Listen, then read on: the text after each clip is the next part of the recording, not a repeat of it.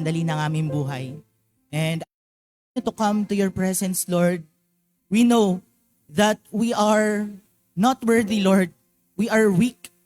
Marami kaming mga nagawa na nakapag pasakit ng iyong damdamin, na nasaktan ka namin, Panginoon. Kaya sa mga sandaling ito, Lord, we ask for forgiveness, for your cleansing. Lord, have mercy on us. Patuloy na dinadalangin namin na patuloy na linisin mo kami sa lahat ng mga kasalanan na nagawa namin sa isip, salita at sa gawa.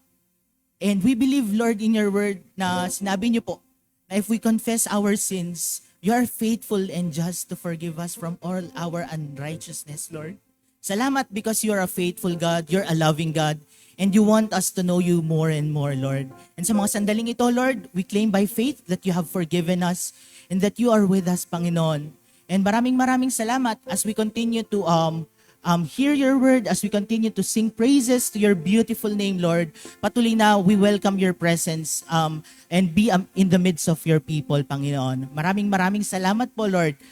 We just expect, Lord, na yung presensya mo ay dumating dito. Mas makilala ka pa namin deeper sa umagang ito. We thank you, Father. We honor you. In Jesus' name we pray. Amen. Sige po. Bago po natin awitan ng ating Panginoon, I-encourage everyone na basahin po muna natin itong salita ng Panginoon mula sa Romans 8, verses 31 to 39. And we will declare it mamaya po. So, 1, 2, 3, go. What then shall we say in response to these things? If God is for us, who can be against us? He who did not spare his own son, but gave him up for us all, how will he not also along with him graciously give us all things? Who will bring any charge against those whom God has chosen? It is God who justifies. Who then is the one who condemns? No one. Christ, who died, more than that, was raised to life, is at the right hand of God and is also interceding for us. Who shall separate us from the love of Christ? Shall trouble or lordship, hardship or persecution or famine or nakedness or danger or sword? As it is written, for your sake we face death all day long. We are considered as sheep to be slaughtered. No, in all these things we are more than conquerors through him who loved us. For I am convinced that neither death nor life, nor angels nor demons, neither the present nor the future, nor any powers, neither height nor depth, nor anything else in all creation will be able to separate us from the love of God that is in Christ Jesus our Lord. Amen. Purihin po ang Diyos sa kanyang mga salita. And we all face different kinds of things dito sa ating buhay. But one thing is for sure, if God is for us, who can be against us? And we will declare in Jesus' name ang mga promises ng Panginoon na sinabi niya sa kanyang salita. So let's sing this song.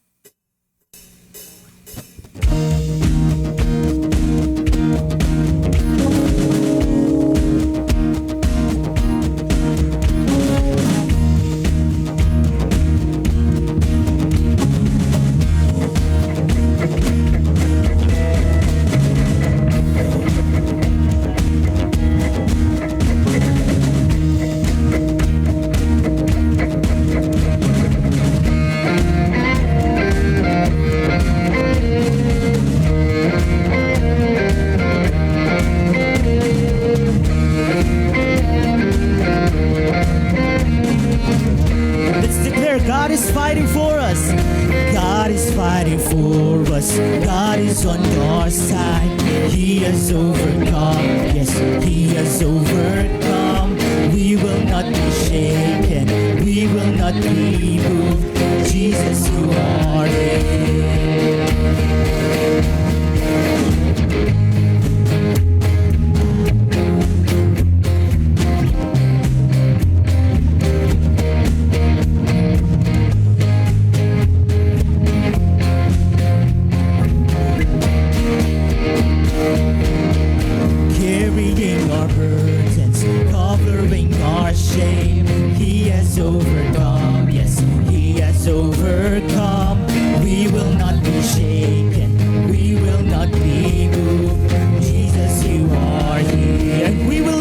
Of Christ, I will live, I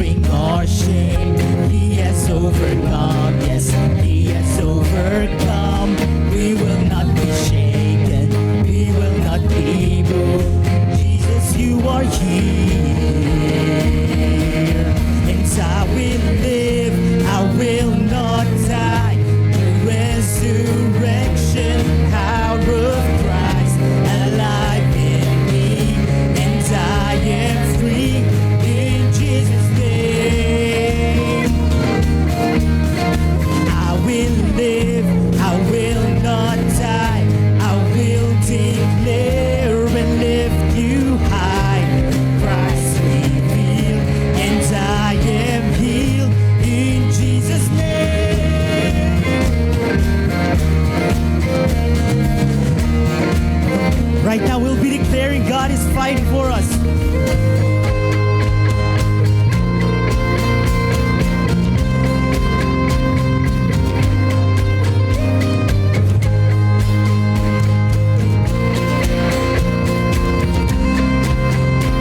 Let's sing, God is fighting for us, pushing back the darkness, lighting up the kingdom that cannot be shaken. In the name of Jesus, enemies defeated, and we will shout it out, shout it out. God is fighting for us, pushing back the darkness, lighting up the kingdom that cannot be shaken. In the name of Jesus, enemies defeated, and we will shout it out. Sing, God is fighting for us because He is faithful for us, pushing back the darkness, lighting up the kingdom that cannot be shaken. In the name of Jesus, enemies defeated, and we will shout it out. For the last time, let's sing, God is fighting for us, pushing back the darkness, lighting up the kingdom that cannot be shaken. In the name of Jesus, enemies defeated, and we will shout it out, shout it out. I will live, I will not die. Resurrection, power of Christ, alive in me, and I am free in Jesus' name. Amen. Thank you, Lord. I will live, I will not die. I will declare and lift you high. Christ revealed, and I am healed in Jesus' name. In Jesus' name. In Jesus' name. In Jesus' name. Hallelujah, Lord. Praises to your name, Lord. Truly, you are the one who's fighting for us, Lord. Sa mga sandaling ito, Lord, we just want to magnify your beauty, your uniqueness, Lord, because you are a holy, holy, holy God, and there's no one like you. Lord, we continue to glorify your name in this place.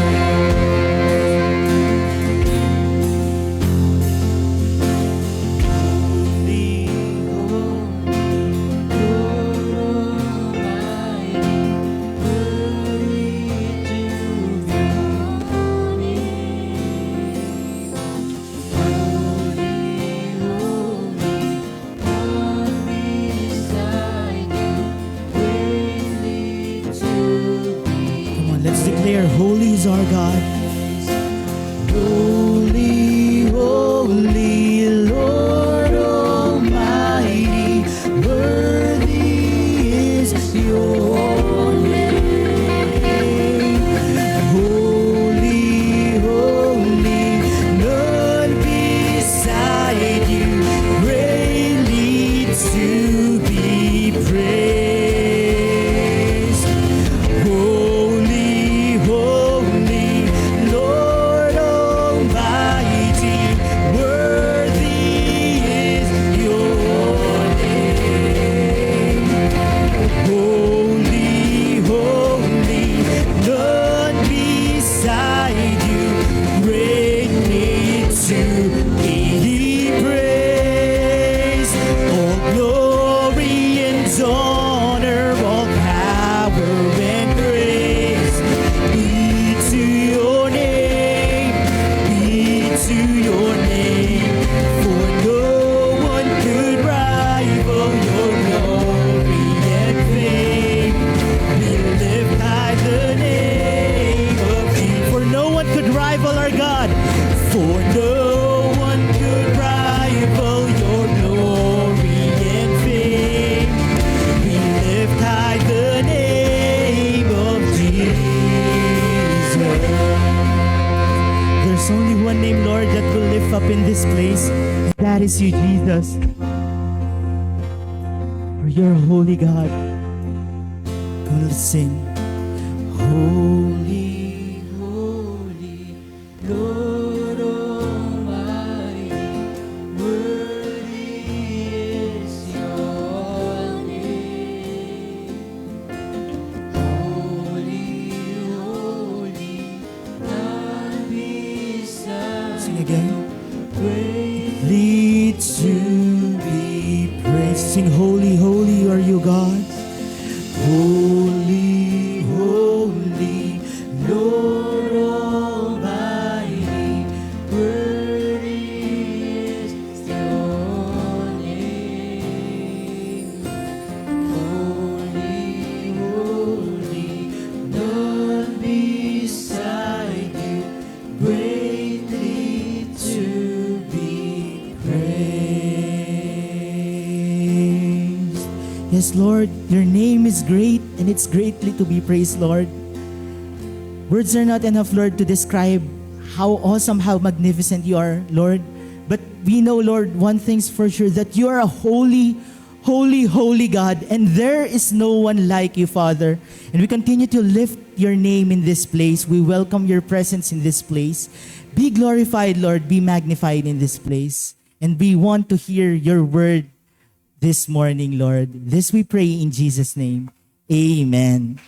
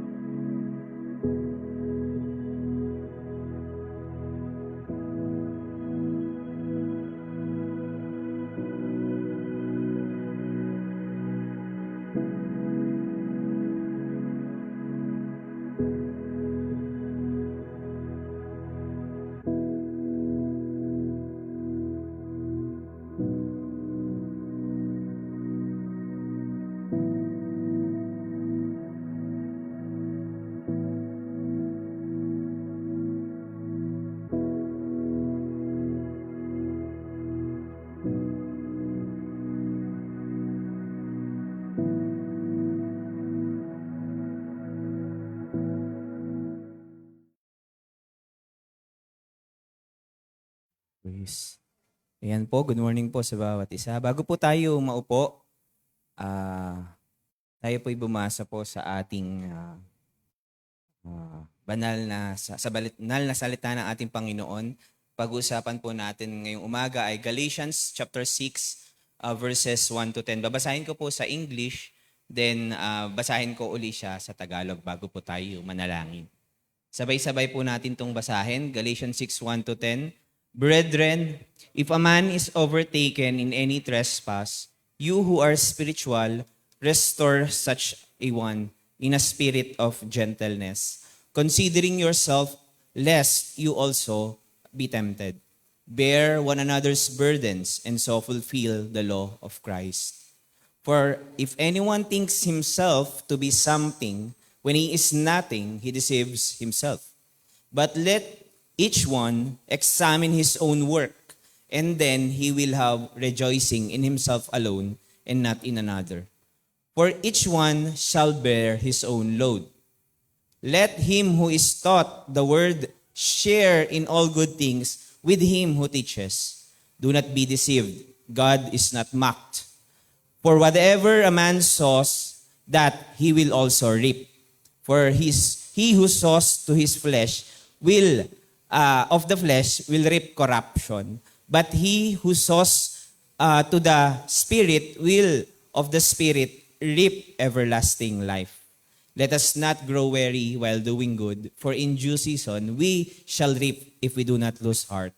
Therefore, as we have opportunity, let us do good to all, especially to those who are of the household of faith. Basahin ko po sa Tagalog.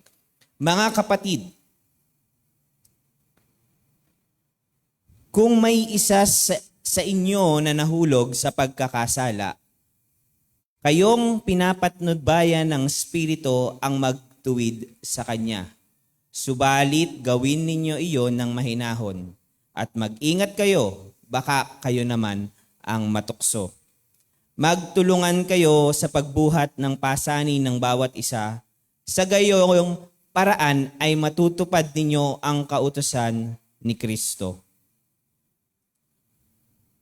Verse 3, kung inaakala ninyong kayo'y nakakahigit sa iba, subalit hindi naman, dinadaya ninyo ang inyong sarili. Suriin ng bawat isa ang kanyang gawa. Sa gayon, ang kanyang kagalakan ay nakabatay sa kanyang gawa. Huwag na niyang ihambing pa iyon sa gawa ng iba, sapagkat ang bawat isa ay dapat magdala ng kanyang sariling dalahin.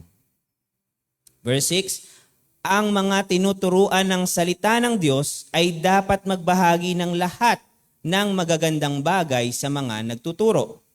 Huwag ninyong linlangin ang inyong sarili.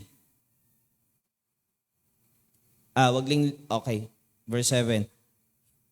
Hindi maaring tuyain ang Diyos. Kung ano ang itinanim ng tao, iyon din ang kanyang aanihin. Ang nagtatanim para sa sarili niyang laman ay aani ng pagkabulok mula sa laman. Ngunit ang nagtatanim sa Espiritu ay aani ng buhay na walang hanggan. Kaya't huwag tayong mapagod sa paggawa ng mabuti. Verse 9.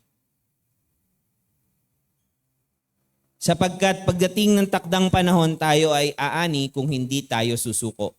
Kaya nga, basta may pagkakataon ay gumawa tayo ng mabuti sa lahat ng tao, lalo na sa mga kapatid natin sa pananampalataya. Tayo ay manalangin. Panginoong Diyos, salamat po sa iyong mga salita dahil kung hindi dahil dito, hindi namin alam kung paano kami mamumuhay ayon sa kalooban mo nung kami nilikha mo, Panginoon. Kaya salamat, Lord, nagkaroon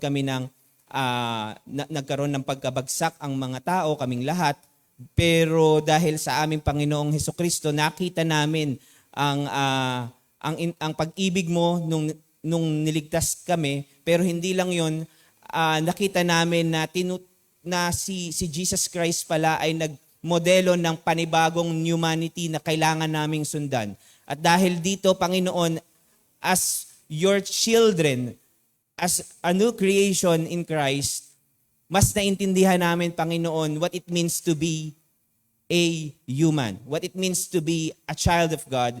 And Lord, we want to align ourselves sa iyong mga salita upang mamuhay kami ng nararapat doon sa pagkakaligtas at pagkakatawag sa amin dahil accountable kaming lahat sa buhay na pinagkaloob mo. Lord, we commit to you our time together. This we ask in Jesus' name we pray. Amen and amen. Tayo pong lahat ay makakaupo na. So this will be our last, sabihin na natin last message patungkol sa Galatians. So hindi naman natin talaga hinimay-himay ng mas detalyado pa, but we just want to see the picture kung ano po ang pinagdadaanan ng Galatian Church at ano din yung pinupunto ni Apostol Pablo para sa mga sa church sa Galatia. So July, second Sunday ng July ngayon, meron pa po tayong 2 Sunday ng July, magja-jump po tayo sa Book of Titus. Particularly sa chapter 2 and chapter 3 ng Book of Titus next Sundays. And pakikita natin doon what it means to really operate according dun sa biyaya ng Diyos, dun sa grace ni God. So ang tema po natin, God's grace changes everything. So ang grace ni God, hindi lang siya patungkol sa pakinabang na na-receive natin nung tayo ay nakakilala sa Panginoon. Pero makikita natin na ang biyaya ng Diyos talaga ay tinanggap natin upang umayon tayo sa pagkakadesenyo ng Diyos sa atin. Doon sa original design natin. At makikita pa yan natin sa mga susunod na linggo. But for now, we will be seeing itong Galatians chapter 6. At last week, 2 weeks ago, pinag-usapan natin na we are free because of the love of Christ, and we are now become Spirit-filled community. Tayong lahat na tumanggap kay Kristo ay binayayaan ng Espiritu ng Diyos. At pinag-usapan natin about walking in the Spirit last week. So basahin po natin to at alam kong sauladong-saulado nyo na ito. Pwede bang sabay-sabay ulit nating basahin? Galatians 6:22 to 23, first part lang nung 23. 1, 2, 3, go. But the fruit of the Spirit is kindness, goodness, gentle, and self-control. So very familiar sa atin at ito yung bunga ng isang disciple na nakay Kristo. At dito daw yung dapat na makita. So tingnan lang natin yung salitang fruit. Ayan. Pag sinabing fruit, ano yung characteristic niya? Yan yung, tingnan natin yung characteristic ng isang prutas. Diba? So, number 1, characteristic ng isang prutas, natural. Sa Tagalog, likas. So, ang bunga, likas na lumalabas. Natural na lumalabas. Tama po ba?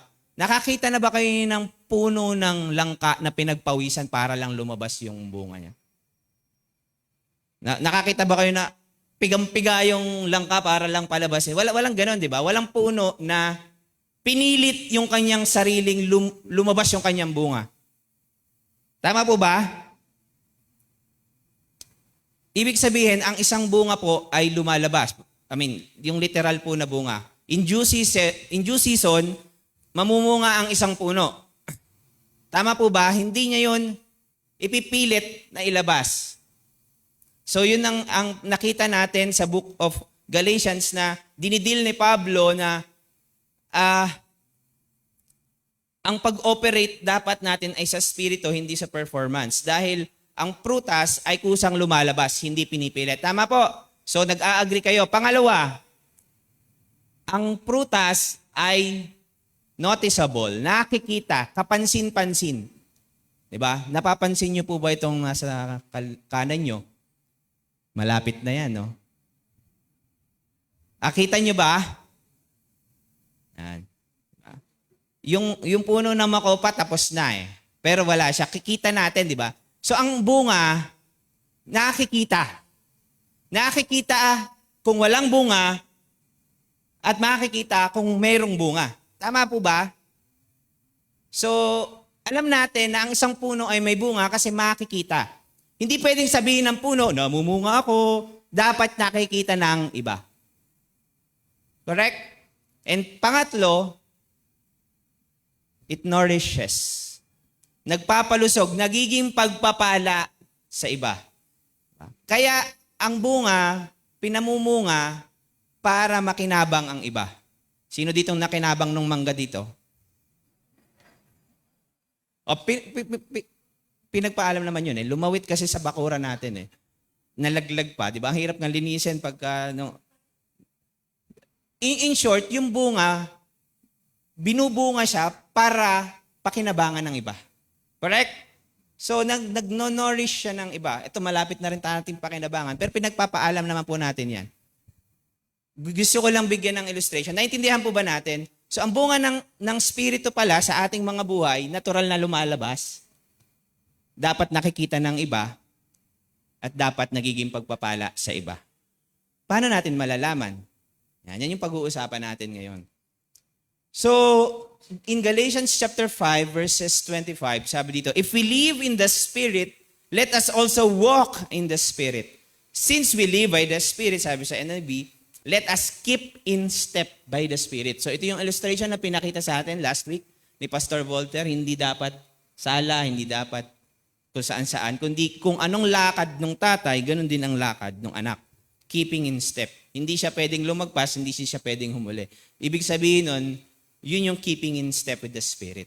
So, we are expected to bear fruit and to live in accordance to the Spirit of God. Kaya lang, dandanan, hindi naman talaga palagi tayong lumalakad ayon sa patnubay ng Holy Spirit. Tama?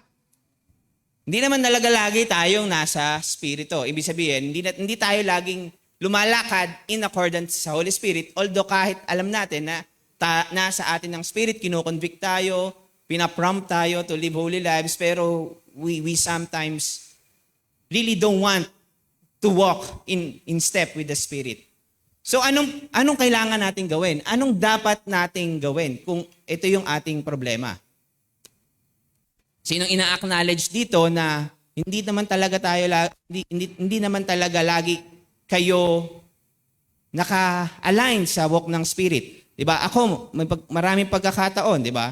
Lahat tayo, 'di ba? Inaamin niyo ba? So, ano kayang binigay ng Diyos na paraan para paalalahanan tayo sa bagay na ito na dapat lagi tayong lumakad sa Espiritu? Tingnan niyo po.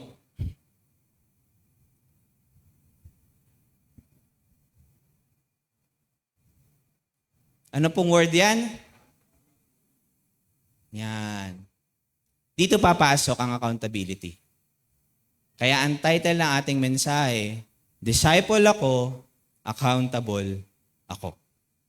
Naunawaan ba natin ang salitang accountability?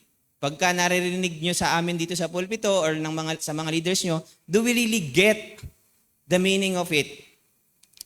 But let's define accountability, no? Accountability means taking responsibility for one's actions and being held answerable for those actions. We are all accountable in one way or another. Sa Tagalog, pananagutan para sa mga aksyon ng isang tao at pagiging responsable para sa mga aksyon na iyon. Para to better explain this one, mayroon akong kwento. Ayan. Isang araw, meron pong isang cruise ship. Although hindi yung cruise ship, pang-attract lang naman yun. Merong isang barko at nag-e-enjoy sila doon sa pag-travel na yun. Mga tao na nandun, mga pasahero na nandun. Hanggang isang araw, nagkaroon ng alarm. Nagkaroon ng talagang maingay na alarm kasi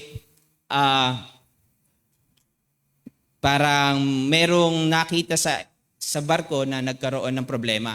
So, nagpanik yung mga tao, tapos nakita yung dahilan bakit nagkaroon ng alarm. So, nakita pala ng isang crew na ang isang pasahero nagbutas doon sa gilid nung ship.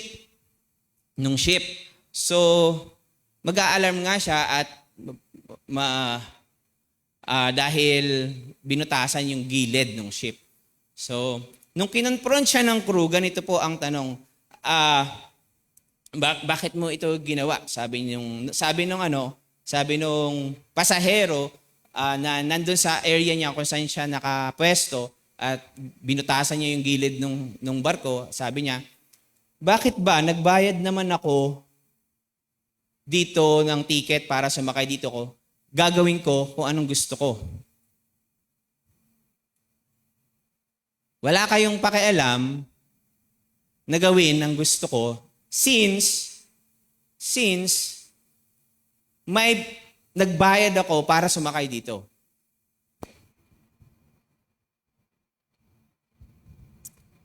Do we misuse our freedom? Do we misuse our rights and privileges as children of God? Or do we take responsibility for our actions? Ibig sabihin, yung pasahero na nandun, he don't want to take accountability doon sa ginawa niya. Another example, meron ako nakita sa social media na about sa yung picture of breaking the egg. Kanina ko lang naalala, hindi ko na naihabol sa aking PowerPoint. So yung picture na I broke the I broke the egg. So yung nalaglag na itlog. So sa accountability, ang isang accountable na person, ang una niyang nagiging response dapat ay, I'm sorry. I broke the egg. Or pwedeng hindi natin yun gawin, pwedeng sabihin natin, hindi ko naman sinasadya, may maganda akong intensyon, dadaling ko sana sa aking mahal sa buhay. Kaya lang, pero he never accept or he never held him or herself accountable dun sa nangyari. Regardless how good your intention is or how sincere yung ating ginawa, when pag merong fault, we are being held accountable doon sa mga bagay. Nakukuha niyo po ba yung picture ng pagiging accountable or pananagutan? Ba? So sabi sa Psalms 10 verse 13, why has the wicked treated God disrespectfully? He has said to himself, you will not require an account. Sabi sa Tagalog, bakit yung masasama, iniinsulto ka? Si God, iniinsulto ka ng masasama. Paano? Ganito yung sinasabi nila, hindi kami pananagutin ng Diyos. Ang mga taong hindi kumikilala sa Diyos, hindi nila titingnan yung kanilang kilos na parang mayroon silang pananagutan, especially sa Panginoon.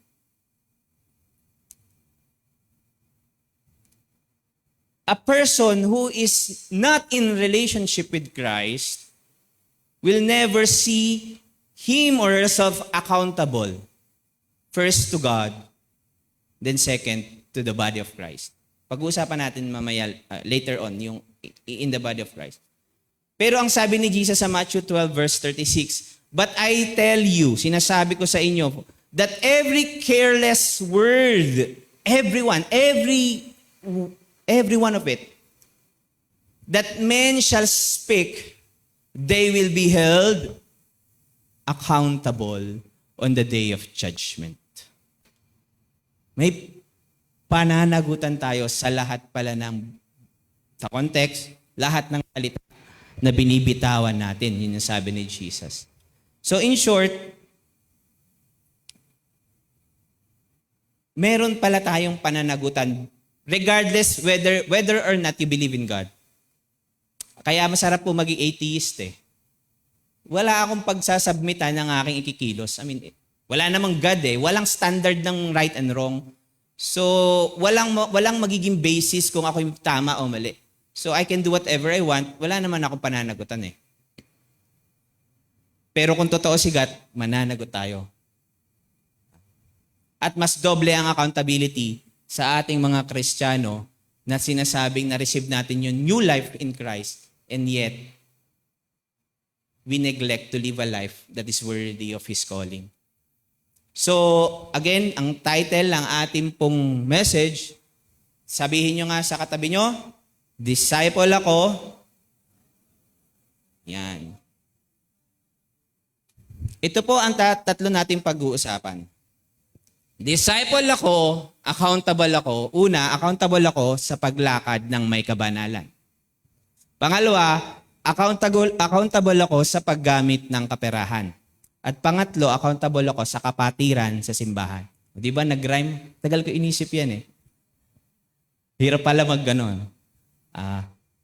Accountable ako in living holy lives, sa kabanalan, sa kaperahan, at sa iglesia ng Diyos. So, isa-isahin natin. Accountable ako sa paglakad ng may kabanalan. Holiness.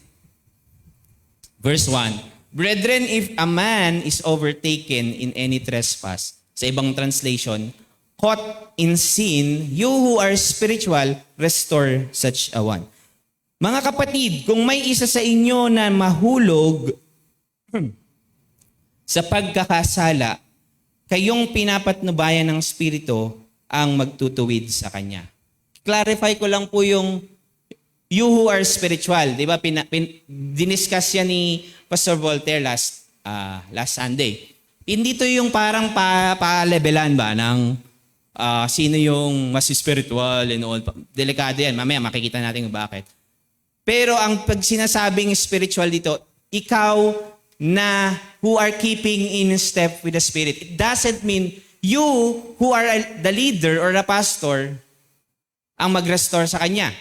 Though ganun yung kalimitang expectation. Pero hindi necessary ganun.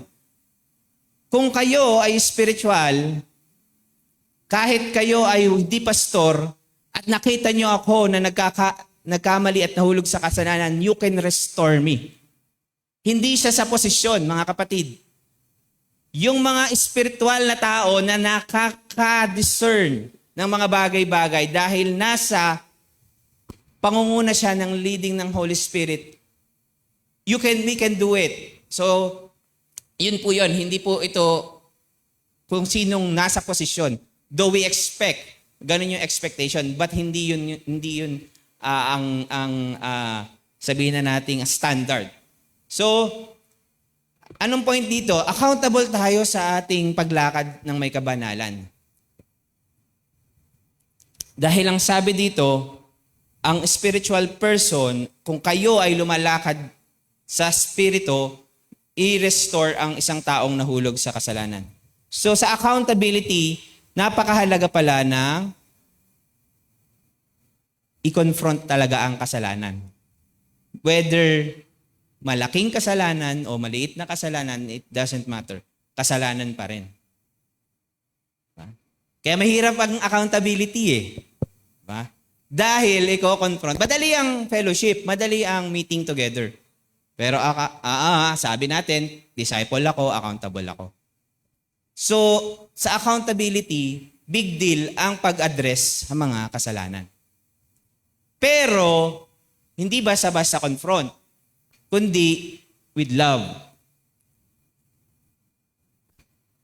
So, ang spiritual person should confront sin ng may pag-ibig. So, hindi pala pwedeng baliwalain ang kasalanan. Tanong ko po sa inyo, nagkakakwentuhan na ba kayo patungkol sa mga kasalanan nyo sa inyong D-groups? Or sa inyong D-group leaders? Kapag hindi pa, we cannot call it accountability group. Second, buuin natin hanggang 3, Brethren, if a man is overtaken in any trespass, or if a man is caught in sin, you who are spiritual, restore such a one in a spirit of gentleness, considering yourself, lest you also be tempted. Sabi sa Tagalog, subalit gawin ninyo iyon ng mahinahon. At mag-ingat kayo, baka naman kayo ang matukso. Bakit kaya, And then bear one another's burden and so fulfill the law of Christ. Dalahan kayo ng inyong pasanin. And number 3, for if anyone thinks himself to be something, then he is nothing. He deceived himself. So sabi dito, ikaw na spiritual, mag-restore ka, dumisiplina ka, pero gawin mo ito ng merong spirito ng pagkamahinahon or pagiging gentle. Kasi baka matempt ka na magyabang.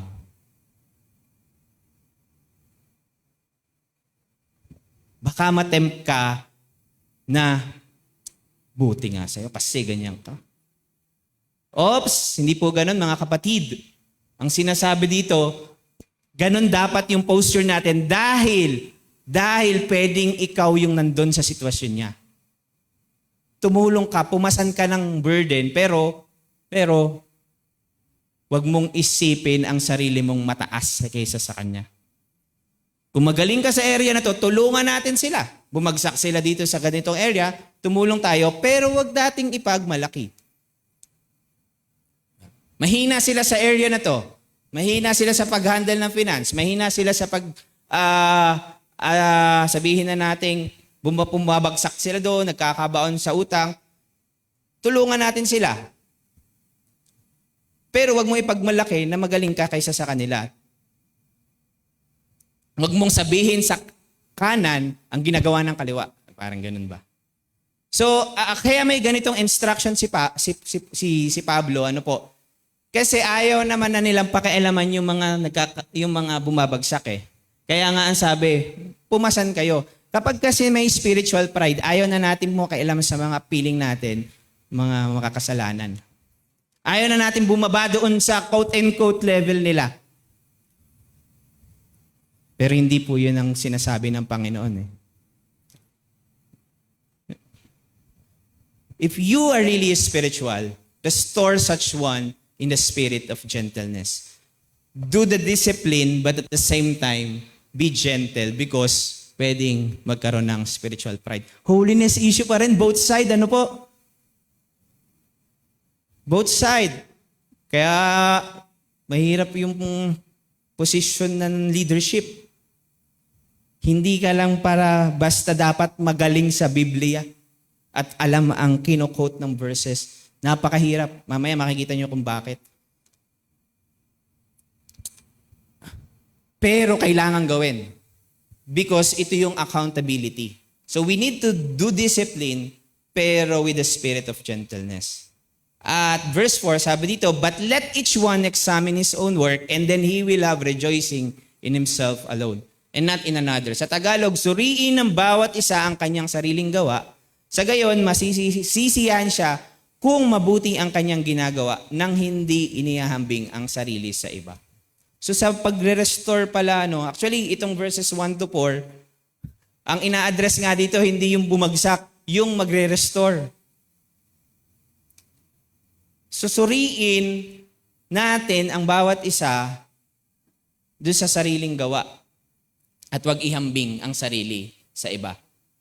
So kaya ito again, kaya ang instruction ni Paul, pumasa ng problema ng iba, i-restore ang mga nahuhulog sa kasalanan, gawin ito ng gentle at wag ihambing ang sarili sa iba kung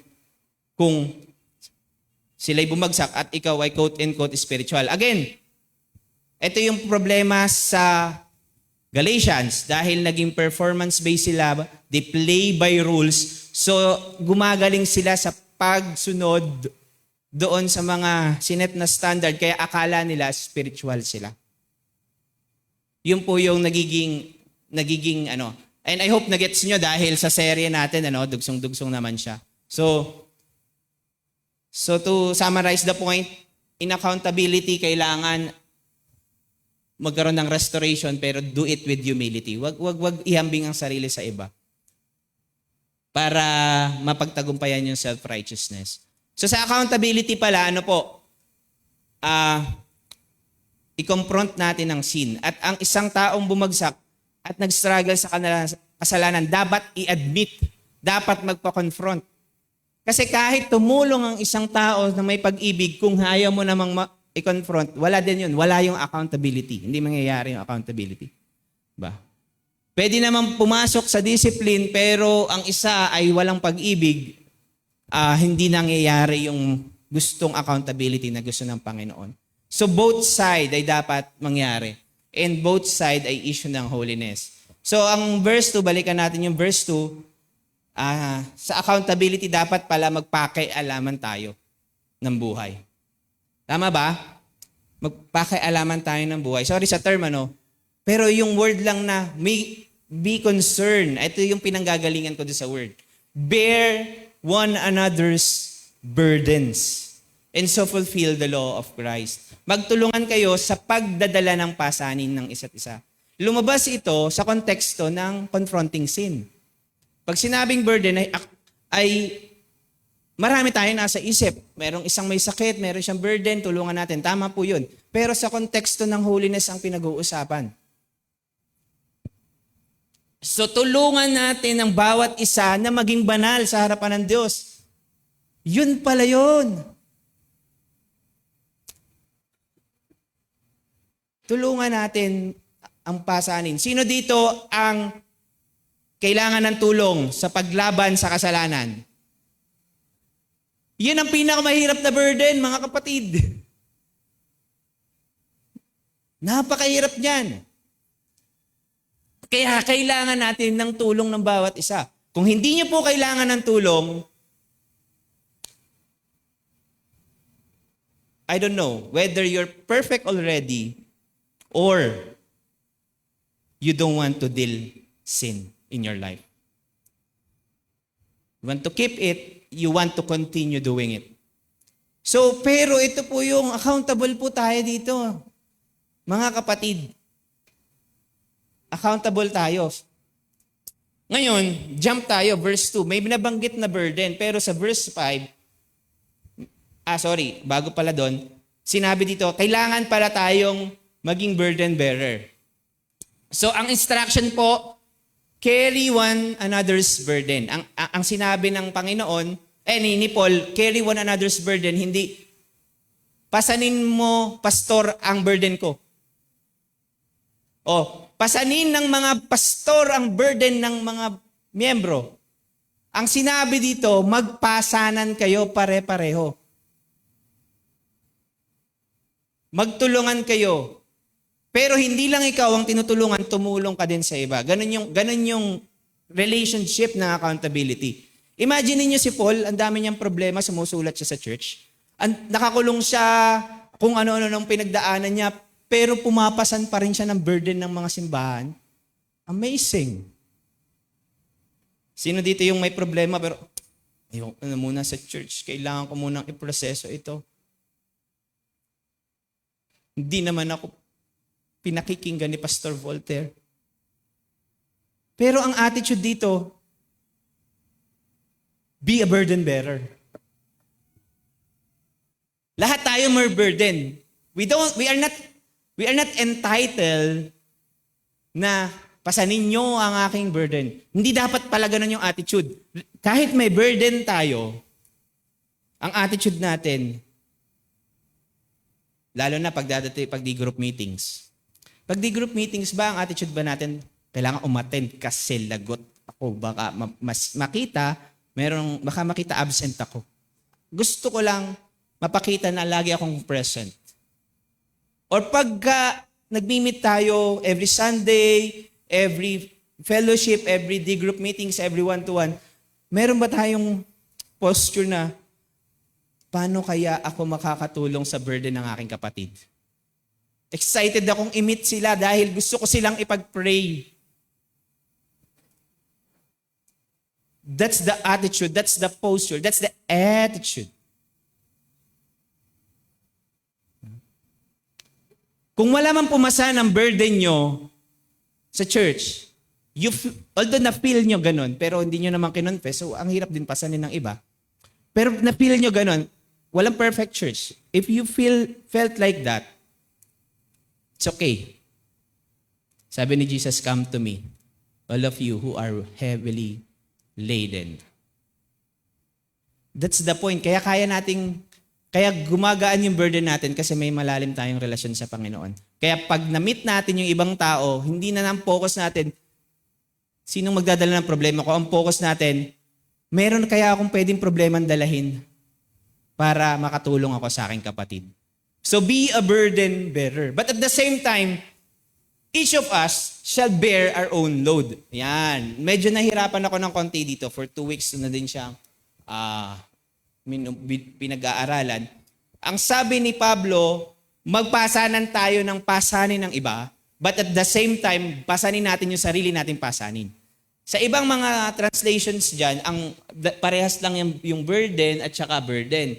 Pero magkaiba yan sa original translation. Kaya sa New King James Version, load ang binanggit.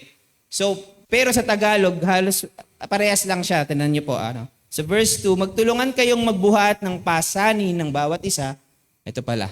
Magtulungan kayo sa pagdadala ng pasanin ng isa't isa, sapagkat ang pananagutan ng bawat isa ay ang kanyang sariling pasanin. Ang gulo. Naguluhan kayo, no? Magdala tayo ng pasanin ng iba, pero may pananagutan tayo sa ating sariling pasanin. Ano kaya ibig sabihin nito? So medyo nahirapan na ako sa part na to na pag-aralan. But I'll try my best na mapakita sa inyo yung difference. So sa yung difference niya una, sa original translation, sa Greek, yung burden, bare. Yung verse 5, load, fortune. Hindi ko alam kung paano yung pronounce. So ito po yung ibig sabihin niya.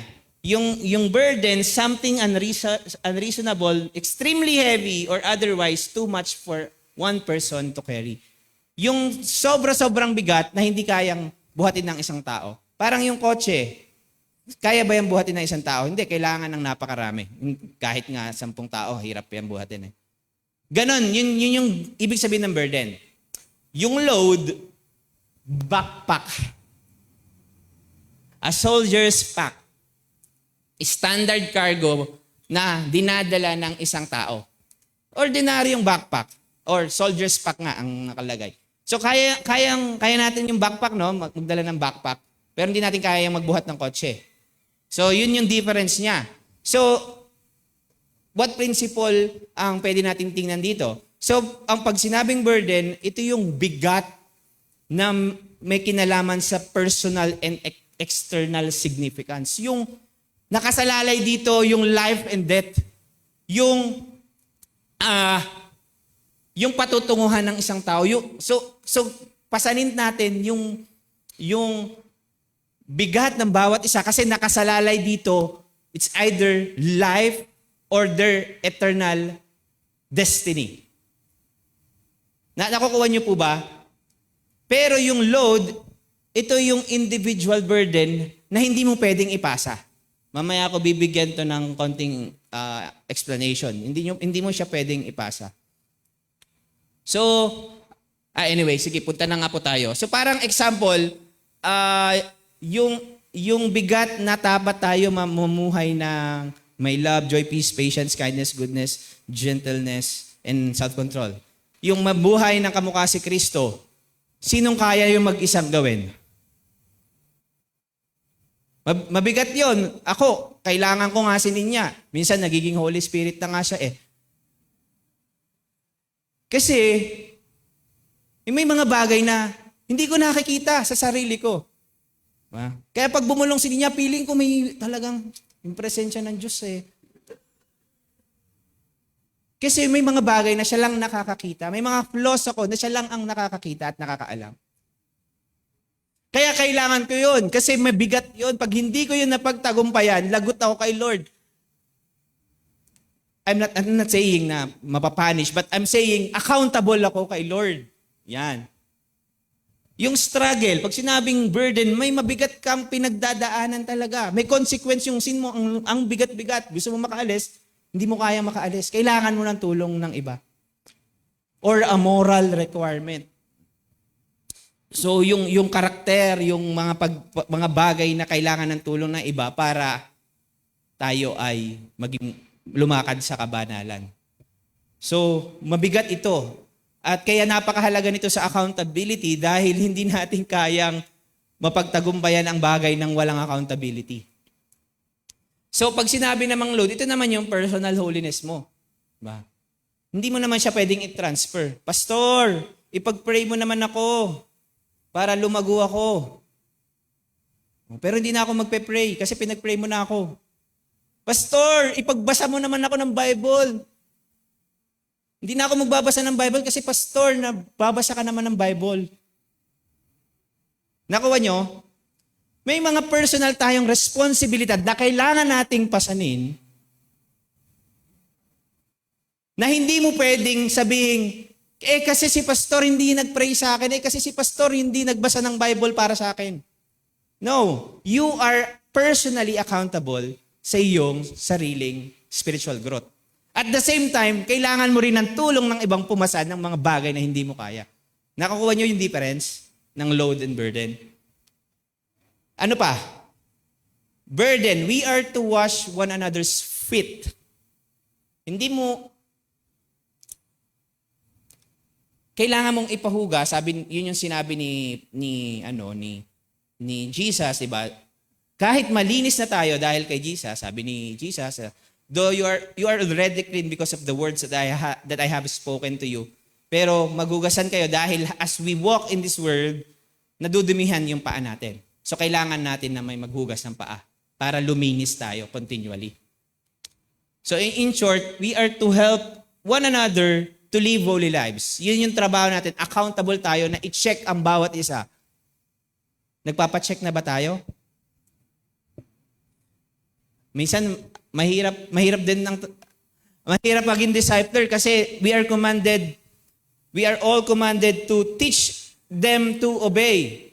Kaya lang, pagka konting matanong lang na kamusta ka na, ang sasabihin, bakit mo ba pinakakaalaman ng buhay ko? Kamusta lang naman? Okay lang ba? Pinapayagan ba natin ang ating sarili na buksan ang ating buhay para lang makip natin yung bawat isang banal at malinis sa harapan ng Diyos? Kasi hindi natin kaya. So help others to live holy lives.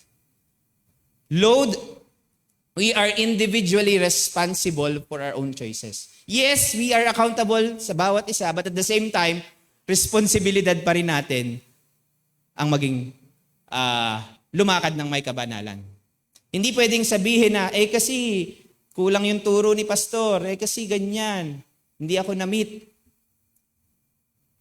You still need to carry your own backpack. It's your personal decision to live a holy life. Kahit anong tulong ng iba, pero ayaw mo namang magpasan ng sarili mong backpack, it will not work. Nakukuha niyo yung difference ng burden at saka ng load?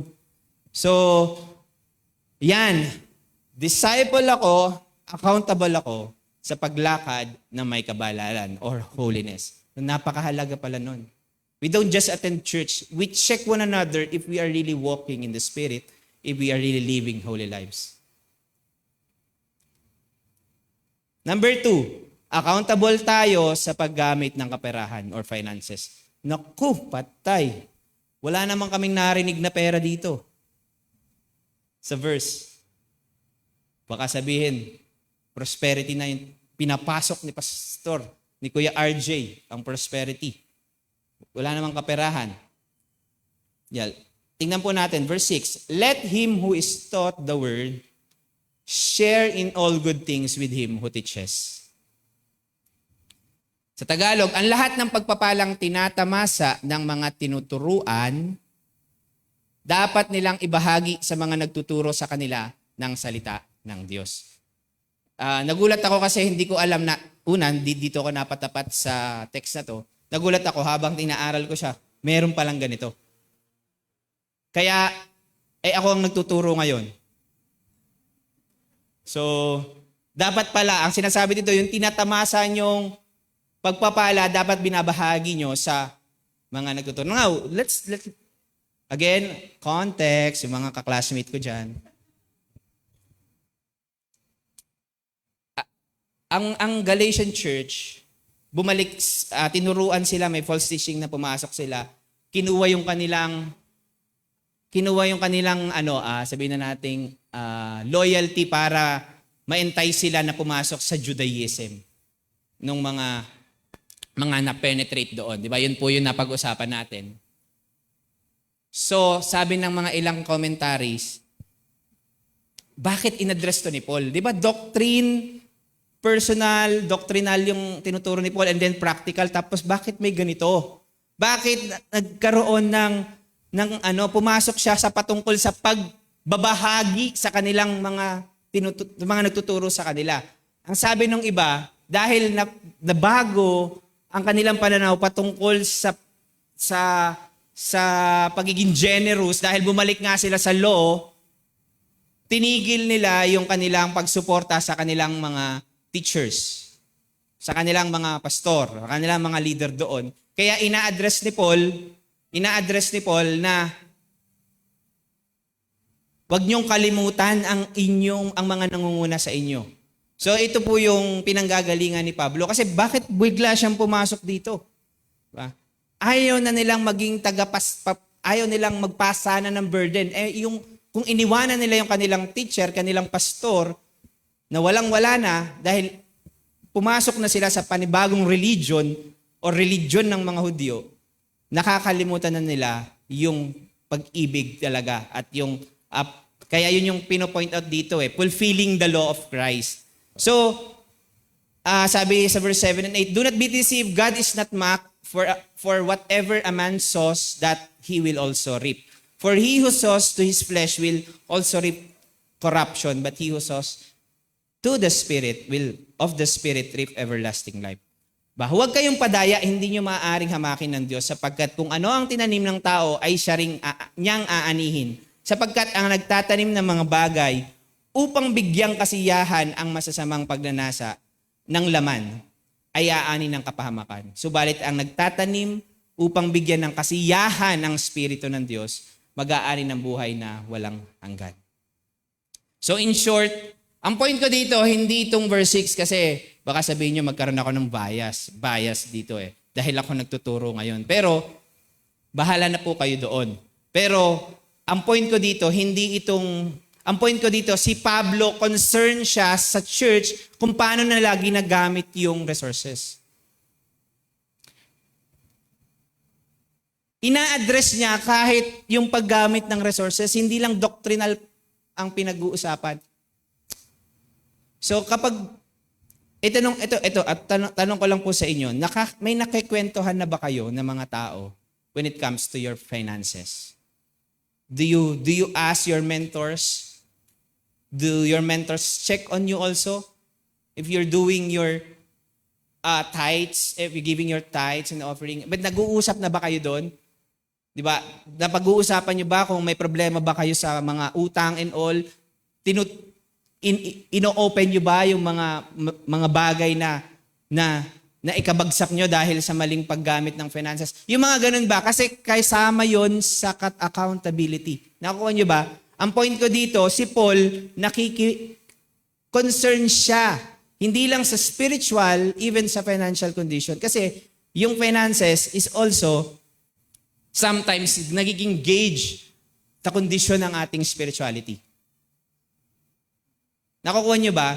So, ibig sabihin pala sa accountability group, pinag-uusapan pala yon. Pero ang hirap, ano? Ako hindi talaga ako nag-aanon sa ganyan. Yung mga tao ang nagtatanong sa akin. At pagka nagkaroon ng ganung pagkakataon, kikwentuhan kami. Natutuwa ako, kitang-kita ko po ang pagpapala sa kanilang buhay. Again, hindi naman kailangan, pag sinabi kong kanina, i-clarify ko lang, hindi ibig sabihin pag mayaman ka, spiritual ka. No. How you use your resources. Diba? So, do we check on that matter? Pagka wala pa ganun, hindi pa tayo talaga maralim na accountable sa isa't isa. Or baka nga wala pa tayong accountability. So kasama pala yon kasi si Paul, in-address niya to. Sa Corinthians, ganun din siya. So, kaya mahirap din sa leader. Di ba? Kaya magpusa na po tayo. Pwede ba yon? Kasi baka mapagkamalan sa leader na gusto mo lang kaming perahan . Parang ganon. Although may mga leader talagang ganon, pero sa CTTP po, we ina-account po natin lahat. So open po ang mga, so kung may mga clarification man, pwede po makipag-usap. Open po lagi ang book of accounts dito sa ating church. So, ang point ko is we must become accountable sa ating mga resources. So paggamit ng kaperahan. And panghuli, sa kapatiran sa simbahan. Nakikita niyo ba na every time you go to church, you are practicing accountability? Minsan, parang yung familiarity, like, nag-attend naman ako ng church. Pero ang tanong, do you make yourself accountable to the church? Accountability is not equals to attendance, mga kapatid. So, verse 9, let us not grow weary while doing good, for in due season we shall reap if we do not lose heart. Therefore, if we have opportunity, let us do good to all, especially to those who are of the household of faith. Especially to those who are the household of faith. Especially. Yun yung word na pananggagalingan ko ngayon eh. Pwede kang gumawa ng maganda sa lahat, pero higit sa lahat. Do we consider the body of Christ as a priority, as nasa top ng priority ng ating buhay? Of course, God and family should be nasa mga top priorities. But is the body of Christ also in the top of your priorities? We are accountable to one another.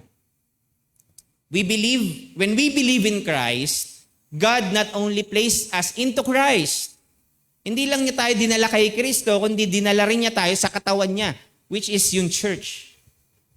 So, may iba't ibang klase po yung accountability. Kanina, yung second point ko is about financial accountability. Meron din tayong tinatawag na professional accountability. Yung mga may profession, yung mga may business. You know what it means to be accountable dun sa mga responsibilidad na kailangan na iniata sa atin. Kailangan yung mga pinagawa sa atin. But sa context natin ngayon, we will be talking about spiritual accountability. Meron tinatawag tayong divine accountability. Yung kanina sa introduction, yung binanggit ko, accountable ako kay God. So yun, personal yun. Pero meron tayong spiritual accountability and ito yung kailangan na ng body of Christ. Accountability in the church and the spiritual accountability. Basahin nga po natin ito ng sabay-sabay. 1, 2, 3, go. Hebrews 13 verse 17. Have confidence in your leaders and submit to their authority, because they keep watch over you and as those who must give an account. Do this so that their work will be a joy, not a burden, for that would be of no benefit to you. Sabi sa verse 17 ng Hebrews 13, pasakop kayo at sumunod sa mga namamahala sa inyo, sila'y nangangalaga sa inyo at mananagot sila sa Diyos. Grabe pala yung weight na binigay kay Pastor Voltaire. At sa ating lahat na nagli-lead ng tao. Kaya, wag po kayong magtampo kung kamustahin namin ang spiritual life nyo. Kasi yun ang dapat namin gawin.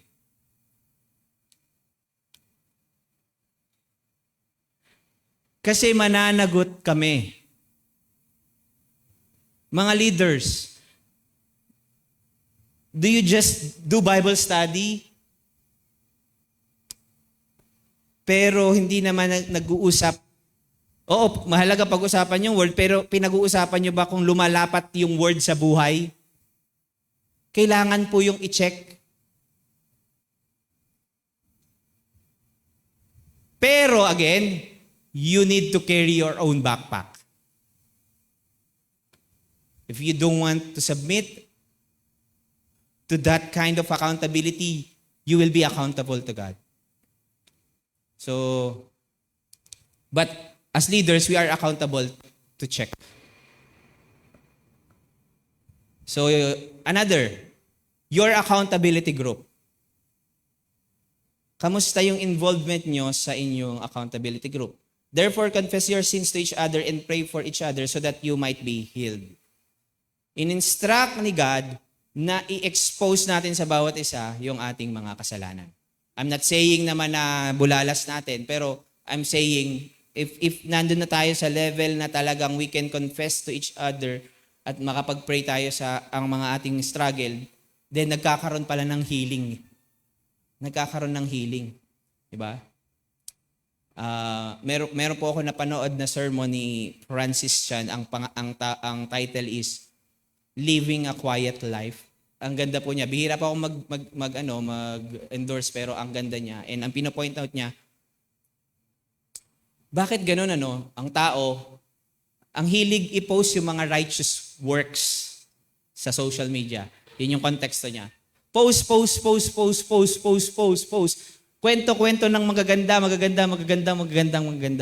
Which is ang sinabi naman ni Jesus, kung ano yung ginagawa mo ng sa kaliwa, wag mo paano bang kaliwa ko? Kung anong ginagawa mo ng kaliwa, wag mo ipaalam sa kanan. If you pray, go to your room, shut the door, dapat walang makakita.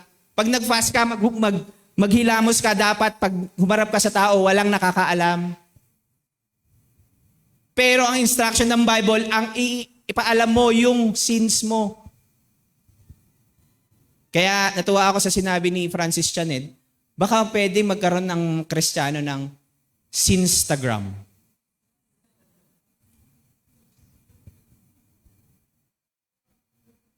You see, that's what we do so that we may grow in holiness. So, application. Nakita natin mahalaga ang accountability pala sa ating Christian life. Tama ba? Pero paano natin i-apply ito ngayon sa konteksto natin sa simbahan? Paano tayo lalago dito?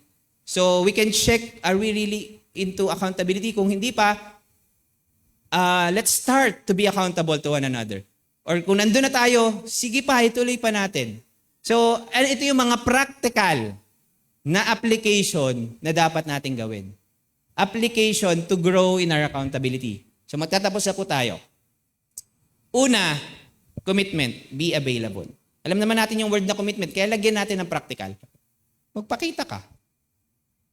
Walang accountability nang walang meetings. Yeah, I attend sa Christ of the Philippines. The question is, are you accountable to Christ of the Philippines? Ganyan na pala dapat yung tanungan. Number 2, consistency. Meet regularly. Hindi lalalim ang accountability kasi it takes time to develop. Pero if you're not consistent in meeting with other people, with your leaders, then hindi ka lalalim sa accountability. And in short, hindi tayo lalalim sa ating sa relasyon sa Diyos at sa bawat isa. Pangatlo, confession.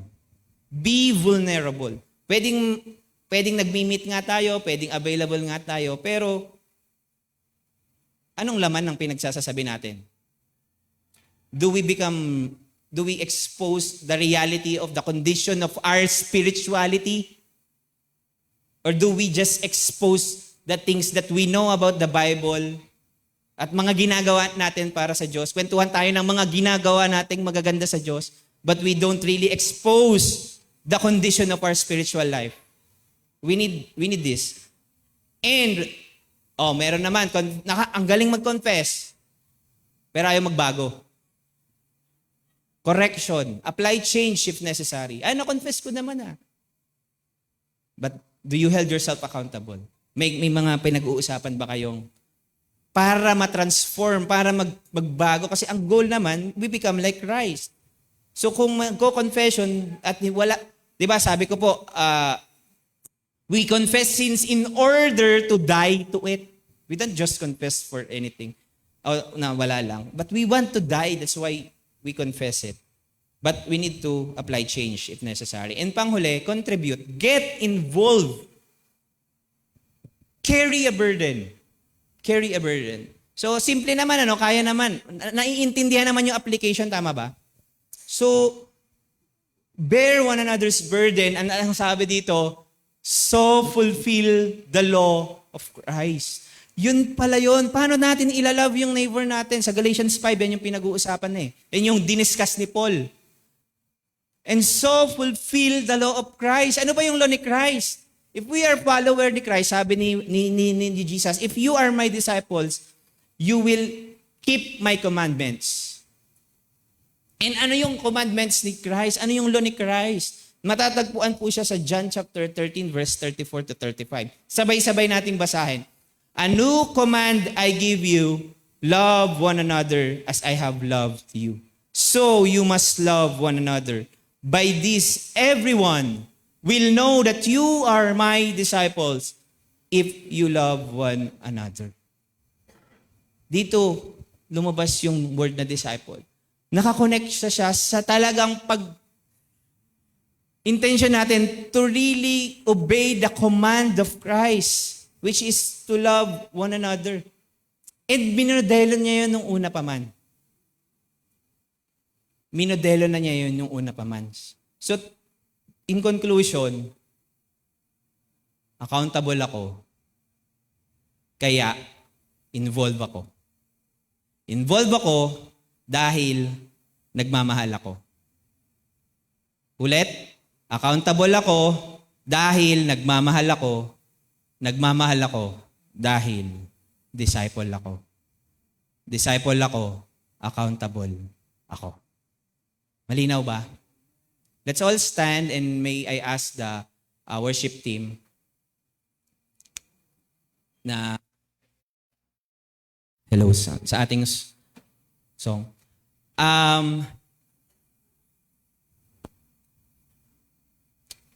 Magagawa lang po natin na mag-grow dito sa accountability kung naunawaan natin yung o na-experience natin tuloy-tuloy kung ano yung talagang ginawa ni Jesus on the cross. Si Jesus, in-involve niya yung sarili niya sa atin. Diyos siya pero nagkatawan tao siya. In-involve niya. Hindi lang siya nagpasa ng burden, pinasan niya ang kasalanan ng buong mundo. Yung kasalanan yung lahat, kasalanan ko. Dinala niya yun para sa ating lahat. And if you get what it means to love by Christ, you know what it means to be accountable. You know what it means to involve yourself to the body of Christ. And if you are a disciple, you will definitely become accountable. There's no negotiation sa bagay na yun. Let us pray, Father, we thank you for your word. At inaalala namin sa pagkakataong ito, Panginoon, yung ginawa mo sa amin. Lord, una sa lahat, hindi naman namin alam tong mga bagay na to. Ginagawa namin lagi ang gusto namin kasi we are fallen creature. Pinanganak kaming makasalanan and walang malayo sa iyo. We are hostile sa iyo, Panginoon. We don't submit to you. That's the work of the flesh sa aming mga buhay. But nung dumating ka, at niligtas mo kami at inibig mo kami, Lord, inalis mo kami doon sa pagkakataong namumuhay na kami nang walang accountability sa iyo. Una sa iyo. Pero nung niligtas mo kami, naunawaan namin na, Lord, accountable pala kami sa iyo. Lord, salamat Panginoon dahil una sa lahat, hindi namin kaya namang maging banal.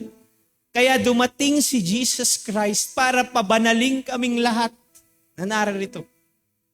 Siya yung namuhay ng perfect life para those who will truly believe in Him and accept Him ay matransfer yung kabanalan na yun sa aming mga buhay. You called us righteous because of Christ.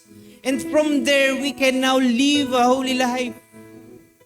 Not on the basis of performance and works, but on the basis of our relationship with you. Kaya Lord, salamat dahil napakabuti ni Jesus. Napakabuti mo, napakabuti ng ginawa ni Jesus at napakabuti ng Holy Spirit sa aming mga buhay. Dahil hindi kami tinitigilan ng Holy Spirit na mamuhay ayon sa gusto mo. And Lord, at this time we want to submit to you. We want to renounce all our self-reliance and trust to you, Lord God. Help us to be more accountable to you and to one another, God. Help us to be open, submissive. Help us to be humble and gentle. Because yun po yung gusto mo para sa amin upang kami lumago na may kabanalan. Salamat po sa katawan ni Kristo. Though not perfect, pero dahil sa katawan ni Kristo, naiintindihan namin what it means to love one another. Lord, ang sarap palang madisiplina kasi alam mong mahal ka. Pero ang sarap palang magdisiplina kasi naaalam mong nagmamahal ka. And yun yung gusto mong gawin namin sa loob ng simbahan. At alam kong ginagawa mo na ito sa amin. Kaya sa pagkakataong ito, patuloy namin kinukumit ang lahat sa iyo. Patuloy namin susundin ang mga bagay na ito. Hindi dahil sinabi mo lang, kundi dahil mahal ka namin, Lord. Salamat sa iyong mga salita. And as we sing this song, as we end, maalala namin yung ginawa mong una na ma-involve ka sa amin at nung minahal mo kami. At nung na-receive namin yung pag-ibig na yun. And may we continually be reminded of that love because you first love us and then now we can love one another. Thank you, God, for your word. This we ask, Lord, in Jesus' name. Amen and amen. Let's sing this song and let's continue to worship God.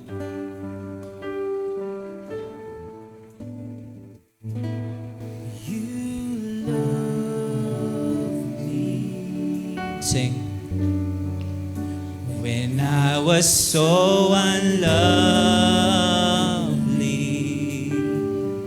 Patuloy po tayong ma-remind ng pag-ibig ng Diyos sa atin.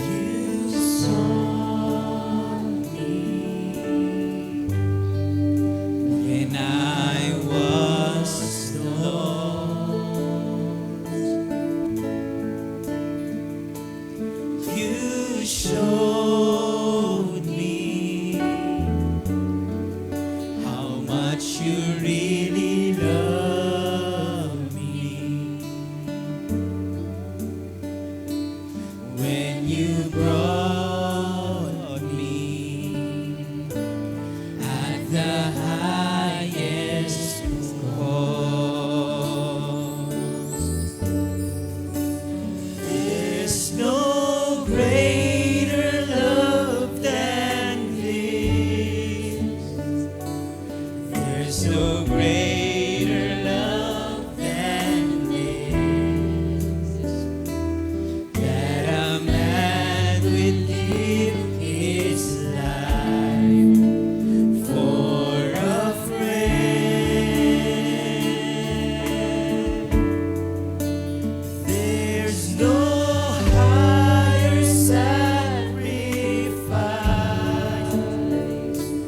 that a man would give his life. You have paid a precious price for me. Once again, alalalahanin natin yung ginawa ng ating Panginoong Jesus. You love. Yes, God. Pinili mo kami, Panginoon, kahit hindi kami karapat-dapat. When I was so unworthy,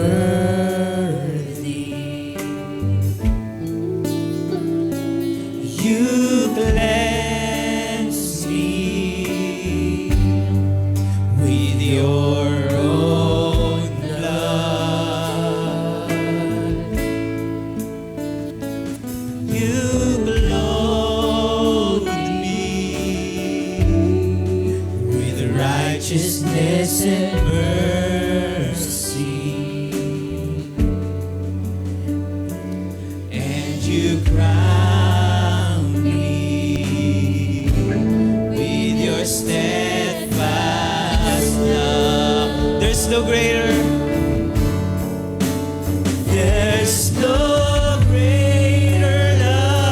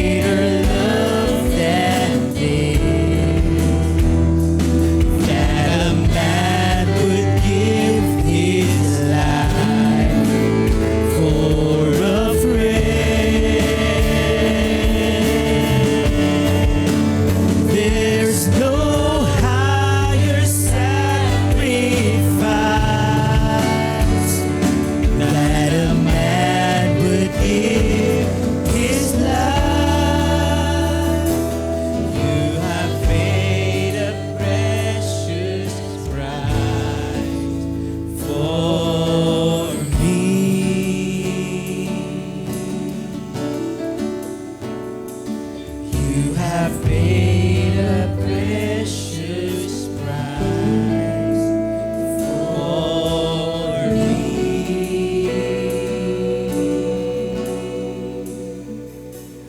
You have paid a precious price for me.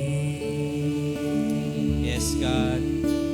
Angkinin natin ang katotohanan na tayo'y binili na ni Kristo. And because of that, as Jesus laid down His life for us, we ought to lay down our lives for our brothers and sisters. This is the command of Christ. May the love of God the Father and the grace of our Lord Jesus Christ and the fellowship of the Holy Spirit be with us all. To God be all the glory.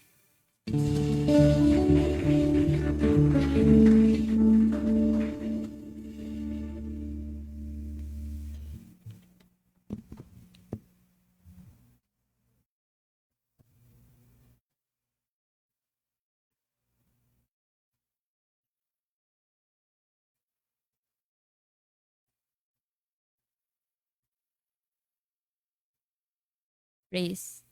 Good morning po. Ayan, thank you so much po Pastor RJ sa isang napakagandang mensahe.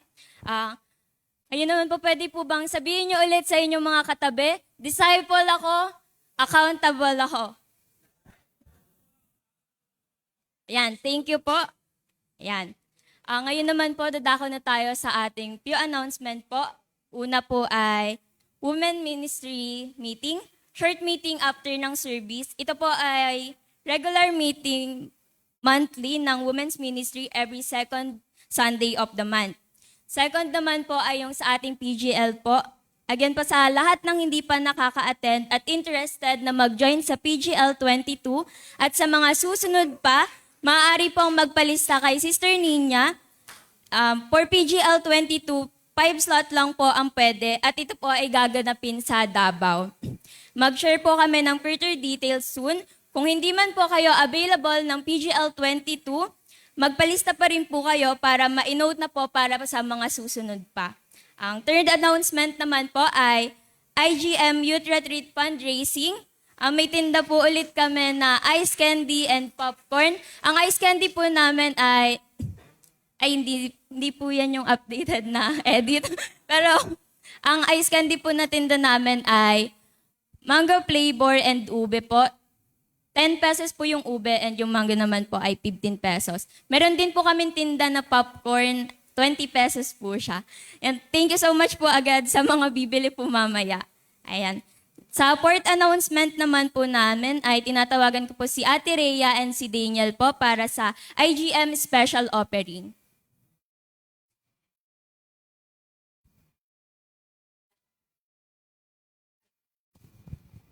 Okay. Magandang umaga po sa bawat isa.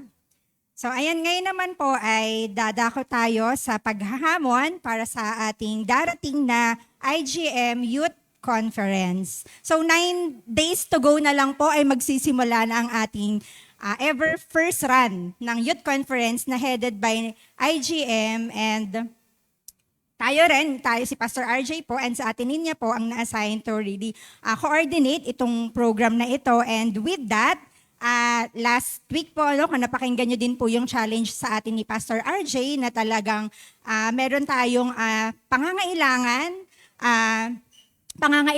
para mai-fulfill, para talagang mai-deliver natin itong program na ito. And ini-encourage ko po yung bawat isa na ito na naman, meron na po ulit tayong pribilehiyo na makapagbigay at makapag-bless ng ating household of faith. Ayan yung ating mga brothers and sisters in Christ sa iba't ibang churches, iba't ibang partner churches natin ng Christ of the Philippines and with IGM also.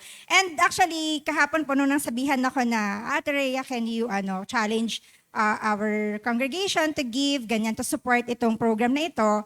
Naisip ko po, na-curious din ako, why not, let's hear from the youth na mag-a-attend dito. And na-curious po ako, bakit po nila gustong mag-attend? So what made them say yes to join to this program? Sige, let's start po from Kuya Daniel.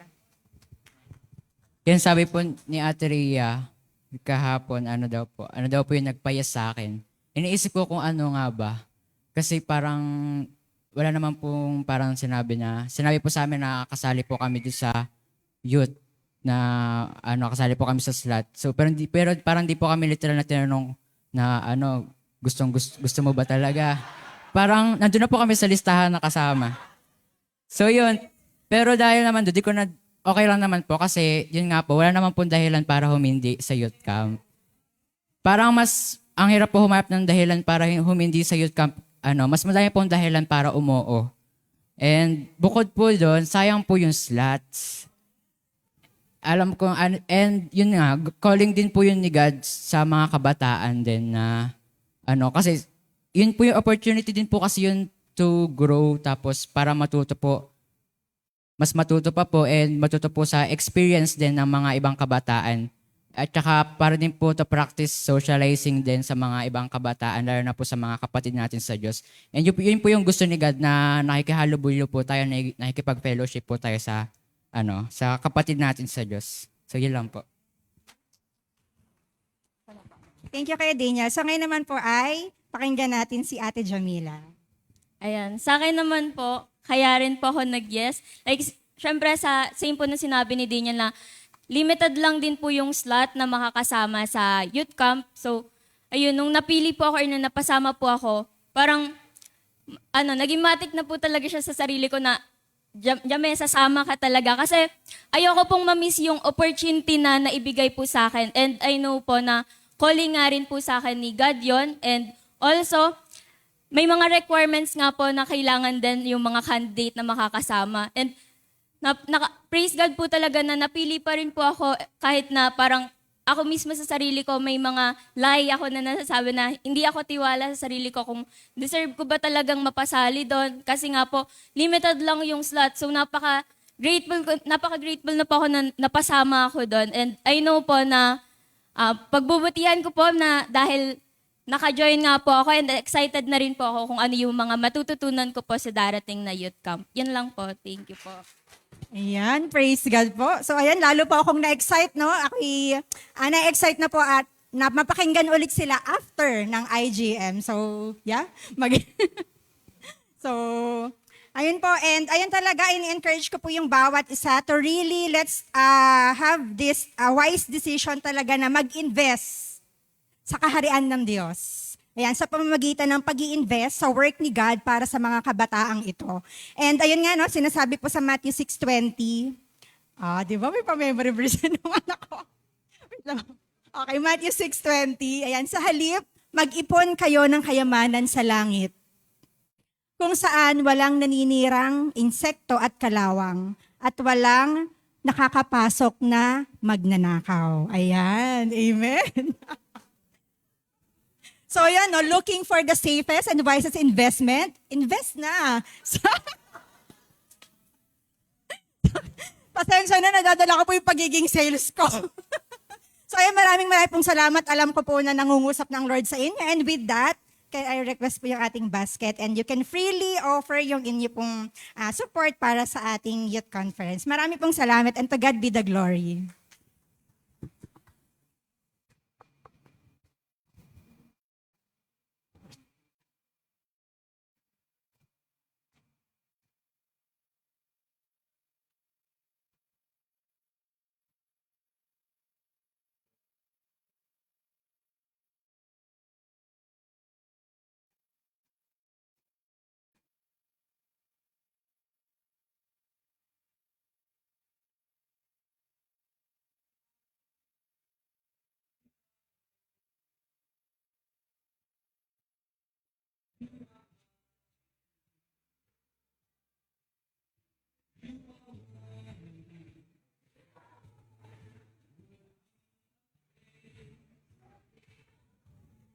Ayan, thank you so much po sa bawat isa. God bless po. Ngayon naman po para sa last na announcement po natin ay tinatawagan po namin dito sa unahan yung mga birthday celebrators ngayong buwan ng July. Ayan. Pwede rin pong pumunta sa unahan yung nagse-celebrate po ng monthsary or anniversary po. Yun pa. At ililid po tayo sa prayer din po pala ni Pastor Voltaire po.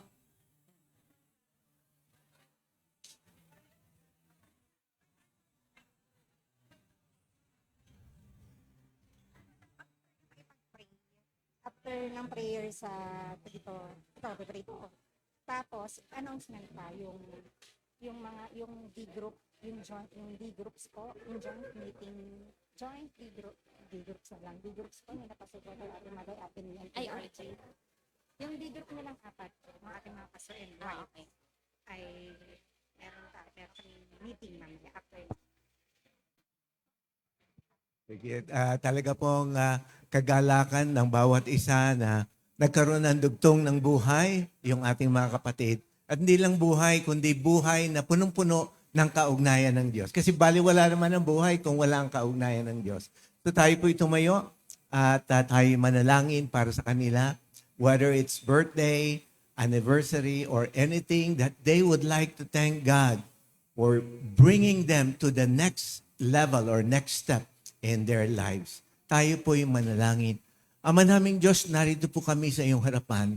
Punong-puno kami ng kagalakan dahil kita namin ang pagkilos mo sa buhay ng bawat isang kabahagi ng iglesyang ito. Kita namin ang paglago. Kita namin ang paglalim sa kaugnayan sa iyo. Kita din namin ang patuloy na hangarin na patuloy pong makipag-ugnay sa iyo. Hiling namin sa bawat isang naririto, Panginoon, palalimin mo pa ang kaugnayan mo sa kanila. Huwag kang patuloy kang mangusap sa kanila katulad ng iyong pangako. At patuloy silang maging bukas ang tainga sa pakikinig sa iyo. At sa bawat pagkakataon, isabuhay nila ang bawat sinasambit, pinapahayag mo sa kanila upang lalo tigit nilang makita ang patuloy mong pakikipag-ugnay na nagdadala ng iyong glory, hindi lamang sa kanilang buhay, kundi sa mga taong kanilang naabot, sa kanilang mga kasambahay o kasama sa tahanan. Salamat dahil patuloy mo silang tinutugunan.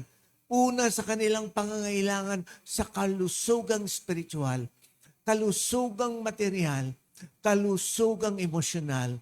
At alam naming dahil dito, patuloy kang kikilos upang pumilos sila sa pamamagitan ng kaugnayan sa iyo para maabot pa ang marami at mga taong nangangailangan ng pagkakilala, ng kaligtasang nagmumula sa iyo.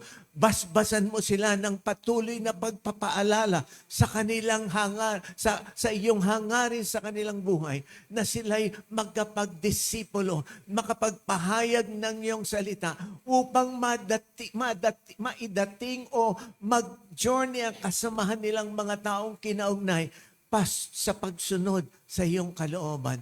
At mula roon, alam namin, ikaw ay nangako magiging kasama mo sila at katuwang kanila sa gampaning ito. Patuloy po ang aming pasasalamat sa iyo sa kanilang buhay, sa kanilang dagdag na pagkakataong ipahayag ang iyong pag-ibig at pagmamahal at patuloy na dumaloy ang pag-ibig at pagmamahal mo sa kanila. Sa ngalan ng iyong anak na si Jesus, ang lahat ay magsabi ng Amen. Purihin ang Diyos.